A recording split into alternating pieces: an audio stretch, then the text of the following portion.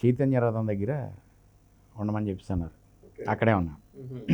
ఆ రోజు నర్స్పూర్ ఫారెస్ట్లో షూటింగ్. ఆ షూటింగ్ అయితే చైతన్య రథం దగ్గరికి వెళ్ళాను. ఈలోపు ఆయన వచ్చారు, నమస్కారం సార్ అని చెప్పాను. పైకి ఎక్కారని. ఎక్కిన తర్వాత ఆ వ్యాన్లోకి నన్ను ఎక్కమన్నాను. ఎక్కాను. ఆయన ఎలా కూర్చుంటారు మామూలుగా, ఈయనకి ఆపోజిట్లో ఒక బల్లలాగా ఉంటుంది. ఓకే. మిగతా వాళ్ళందరూ అక్కడ కూర్చుంటారు. అది పొజిషన్. ఇలా ఎక్కిన వెంటనే పక్కనే ఉంటుంది అనమాట. ఆయన కూర్చున్నారు, నేను పైకి ఎక్కాను.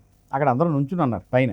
ఎక్కిన తర్వాత ఎంతమంది ఉన్నారు లోపల? ప్రెస్ రిపోర్టర్స్, మేకప్ మ్యాన్, వీళ్ళందరూ యూనిట్కి సంబంధించిన కొంతమంది మెయిన్ ఇంపార్టెంట్ వాళ్ళు ఉన్నారు. పైకి ఎక్కమన్నారు, ఎక్కాను.